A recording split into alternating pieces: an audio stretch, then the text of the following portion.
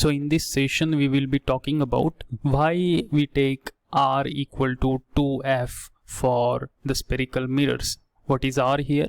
R is the radius of curvature for the mirror and f is the focal length of the mirror. Okay, so we are going to see why it is so. Okay, so when we talk about a concave mirror, so this is a concave mirror over here, we know that a point which is the midpoint of this concave mirror is denoted by capital P and it is called as pole. Okay, and then there is another point which is denoted by capital C. So what is that point? It is called as center of curvature. So why it is called as center of curvature? Because it is the center of the sphere of which this concave mirror is a part of. Okay, so that's why it is called as center of curvature. Now an imaginary line passing through this center of curvature and the pole is called as principal axis. Okay, and if a light ray coming from infinity and parallel to the principal axis gets reflected, and if it is reflected like this, then we have this point denoted by capital F. This is called as principal focus. Okay, so this is the point which is on the principal axis.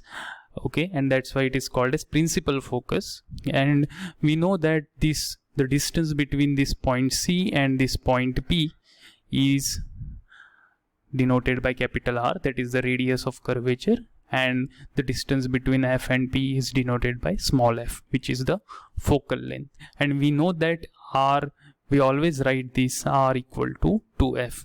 But why it is so, and in what limitations or in what approximation this is true, that we are going to see. Okay, now let's look at what is a paraxial ray approximation. Okay, now imagine a light ray which is coming and is being incident on a concave mirror like this, and let's drop a perpendicular from this point, the point at which the light ray is incident on the concave mirror. I am dropping a perpendicular on the principal axis. So this is a perpendicular, and let's call this point Q, where this perpendicular line and the principal axis intersect. So this is point Q. Now let's take another ray which is parallel to the principal axis again, and like this, and again if I drop the perpendicular, then I will find out that the point of intersection Q dash has moved nearer to P. Okay, so when you take your light ray which is incident on the mirror closer to the principal axis, you will find that this particular point will move towards the pole. Okay, and at one point what will happen, the light ray which is very much close to the principal axis will give you this point Q, which is very close to this point capital P, and we can say that that Q point is coincident with P.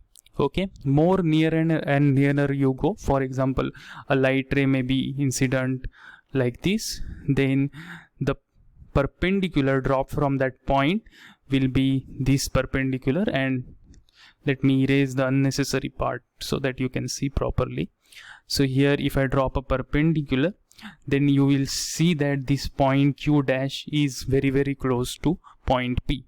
Okay, and this line is collinear with this curved surface, so we can see that it is a collinear line. Okay, so it is a coincident line. I don't know what they call for the overlapping line. So we can see that this line is overlapping, right?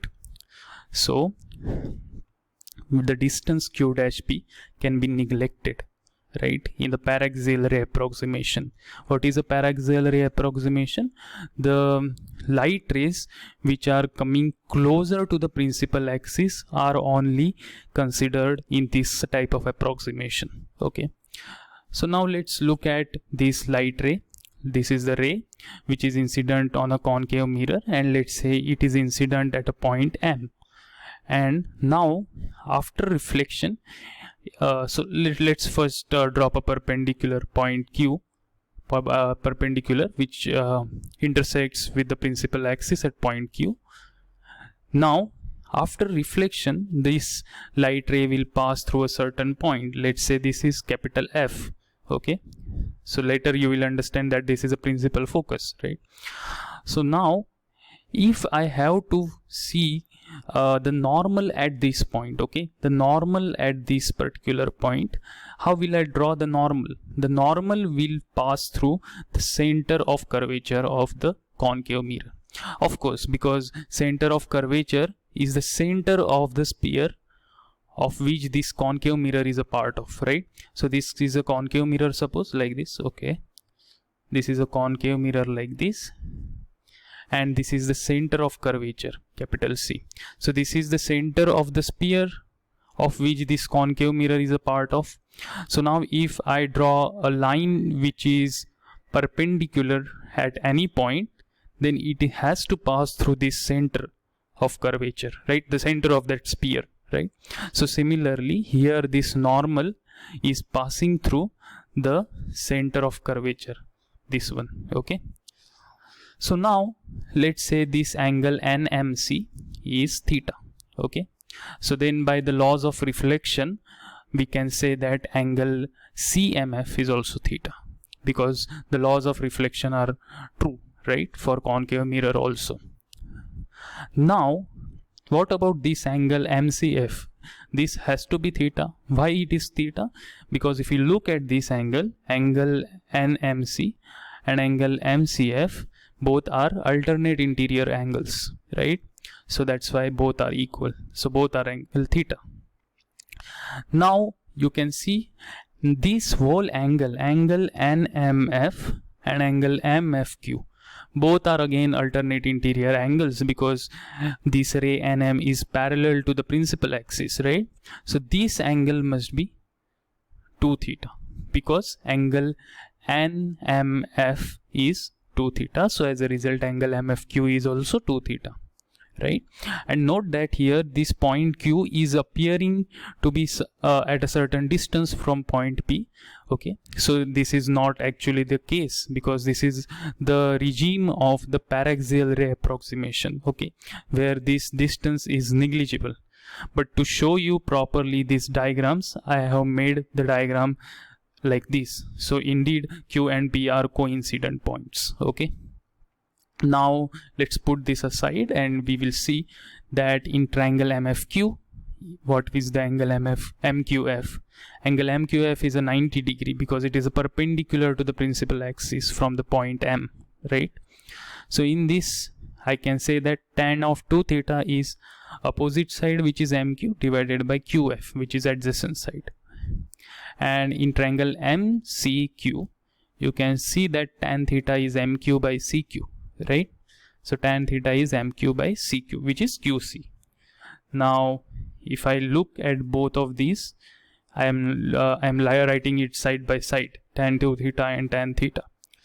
Now when the light ray are very close to the principal axis, that is in the paraxial ray approximation, we will see that MQ distance is the distance of this parallel ray, the ray which is parallel to the principal axis, this ray, the distance between this ray and this principal axis. So this is the distance, right?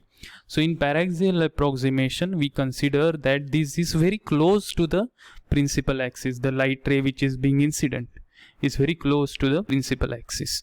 So as a result we will say that the angle thetas are very small, because MQ is very small. So for very small angles theta, I can say that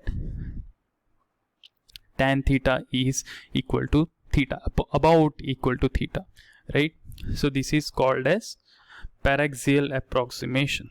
Okay, so now 2 theta will become MQ by QF and theta will become MQ by QC.